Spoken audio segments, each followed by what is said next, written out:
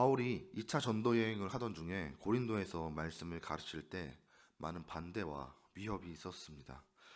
그런데 사도행전 18장 9절에 보면 밤에 주님께서 환상 가운데 바울에게 말씀하시되 두려워하지 말며 침묵하지 말고 말하라 라고 하셨습니다. 바울은 그가 진리의 말씀을 전하는 것이 예수님께 보시기에 합당한 기쁨이 되며 또 예수님께서 격려하고 계신다는 것을 확신하게 되었습니다. 그래서 담대히 복음을 전할 수 있었습니다. 이후 바울은 에베소 회당에서 다시 돌아와 3달이나 말씀을 전하였는데 어떤 사람들은 그 바울의 말에 순종하지 않고 그의 말씀을 비방하며 반대하였습니다. 바울은 말씀을 반대하는 자들에게서 단호히 떠나 두란노 서원에서 2년이나 하나님의 진리를 강의하고 또 토론하였습니다. 이렇게 하나님과 함께하는 바울은 복음을 전함과 동시에 놀라운 능력들을 행하였습니다. 12절에 가면 심지어 바울의 몸에서 손수건이나 앞치마를 가져다가 병든 사람에게 얹으면 그 병이 치료되고 또 악기도 쫓겨나가는 놀라운 능력이 발생한 것입니다. 사람들은 하나님께서 바울의 손으로 행하시는 그 놀라운 능력을 바라보며 이 사람이 진짜 예수를 전하는 사람이구나. 진정한 하나님의 말씀을 전하는 사람이구나 라는 것을 알 수 있었습니다.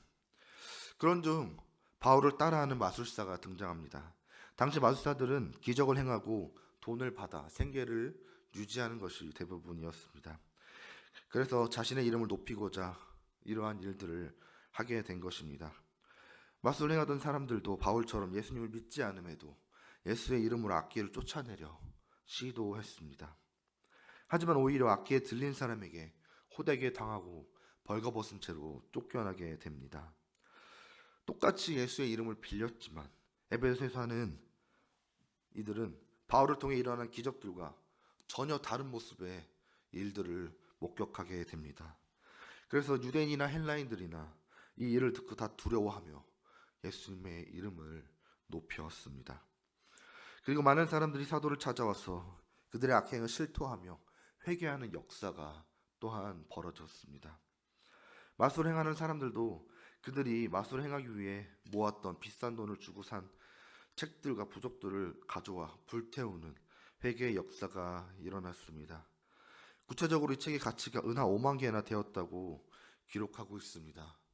평범한 사람이 5만 일을 일해야지 모을 수 있는 말도 안 되는 큰 돈인 것입니다. 그런데 하나님의 놀라운 권능이 드러났고 그래서 사람들에게 예수님을 주인으로 알고 두려워하는 마음이 생겼습니다. 그렇게 사람들은 악행을 고백하여 회개하였고 마술하던 자들도 돈과 상관없이 그들이 가지고 있는 재물을 포기하며 말로만 하는 것이 아니라 큰 대가를 치르는 진실된 회개가 일어난 것입니다. 성령의 능력은 사람이 흉내낼 수 없으며 주님을 믿는 진실한 믿음에서 구원과 치유의 능력이 따른다는 것을 오늘의 말씀은 분명히 증거하고 있습니다.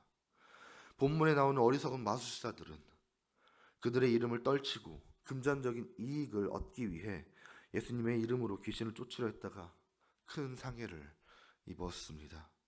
우리가 드리는 기도가 우리의 욕심을 채우기 위한 기도라면 우리에도 이러한 큰 어려움을 당할 수 있을 것입니다.